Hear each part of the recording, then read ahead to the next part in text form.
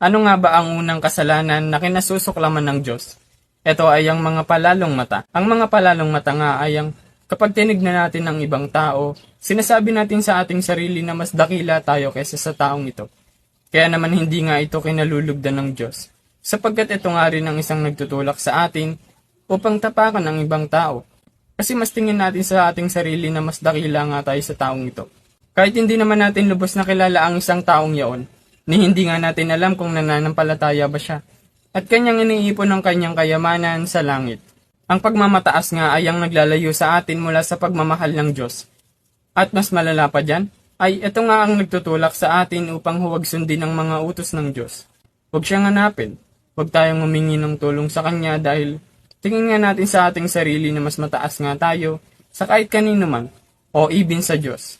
Ang nagmamataas ay ibababa, at ang nagpapakumbaba ay itataas. Sinungaling na dila, ang ikalawang kasalanan na kinasusuklaman ng Diyos. Ang pagsisinungaling ay ang hindi pagsasabi ng iba. Nagagawa ito ng mga tao sa kanilang kapwa o kaya naman sa kanilang sarili. Kapag ito ay ginagawa natin hindi natin maaabot ang full potential na binigay sa atin ng Diyos. At ang mas malala pa dyan ay ang makakasakit tayo ng damdamin ng ating kapwa, ng ating mga mahal sa buhay, lalo na ng ating sarili. At kapag ginawa rin natin ito, siguradong magkakasala din tayo sa Diyos. Sapagkat ang pagsisinungaling ay malalaman yun ng Diyos, sapagkat siya ay Diyos. Subalit kung ipinapahayag natin ang ating mga kasalanan, patatawarin tayo ng Diyos sa mga ito, at lilinisin tayo sa lahat ng ating kasalanan, sapagkat siya ay tapat at matuwid. Kaya huwag tayong matakot magsisi, kaya naman harapin ang mga kinakatakot natin sa pagsasabi ng totoo man yan o takot man yan sa ating kapwa, sapagkat mas matindi dapat ang takot natin sa Diyos. Ano nga ba ang ikatlong kasalanan na kinasusuklaman ng Diyos? Ito ay ang mga kamay na nagbububo ng walang salang dugo. Madalas nga natin itong mababasa sa lumang tipan. Ito ay ang mga pagpatay sa mga propeta ng Diyos. Ngayon nga, ang isang pinakakilalang pagbububo ng walang salang dugo ay ang pagpatay sa fetus na nasa sinapupunan pa ng kanilang ina. Madalas nga ang gumagawa nito ay ang kanilang sariling ina. Minsan naman ay pinipilit lamang sila ng iba sa pamamagitan ng pag-inom ng gamot o kaya naman ng pagpapa-opera. Ngunit ang pinakakilala nga sa lahat at ang pinakasikat sa lahat na pagbububo ng walang salang dugo ang ginawa nga ng mga Pariseyo at ng bayan 2,000 plus years ago.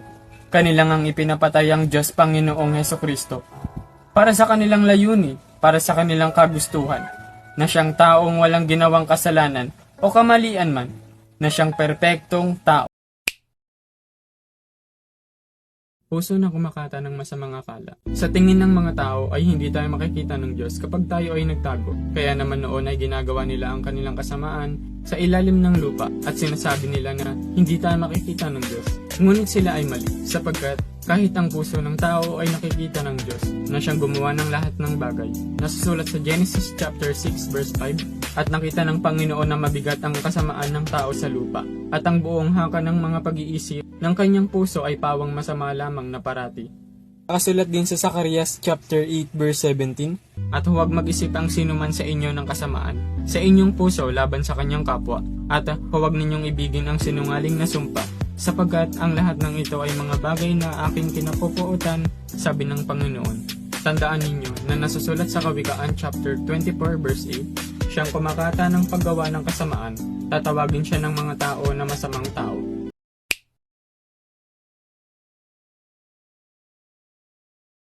Mga paan na matulin sa pagtakbo sa kasamaan. Ang ikalimang kasalanan na kinasusuklaman ng Diyos. May mga tao talagang ang kanilang lakad ay puro masama lamang. Kahit na ang iba ay alam na ang kautusan ng Diyos at ang kanyang kahatulan, ay hindi pa din natatakot.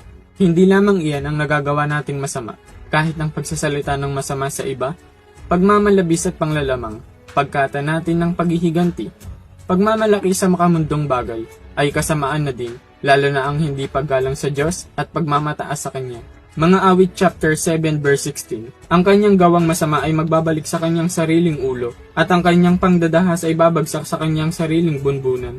At huwag kayong mag-alala, Nasusulat sa mga Kawikaan chapter 4 verse 18, ngunit ang landas ng matuwid ay parang maliyab na liwanag na sumisilang ng higit at higit sa sakdal na araw. Sinungaling na saksi na nagsasalita ng kabulaanan, ang ika-6 na kasalanan na kinasusuklaman ng Diyos. May maganda o wala ka mang intensyong masama, ang pagpapatotoo sa masama ay hindi nararapat gawin. Ang pagpapatotoo sa masama ay ang pagsasabi kay Satanas na gumawa ka pa ng kasamaan at susuportahan kita.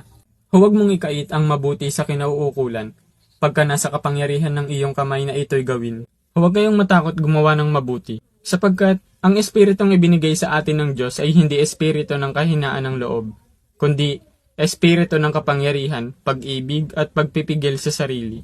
At huwag din ninyong katakutan kung hindi niyo alam ang inyong sasabihin.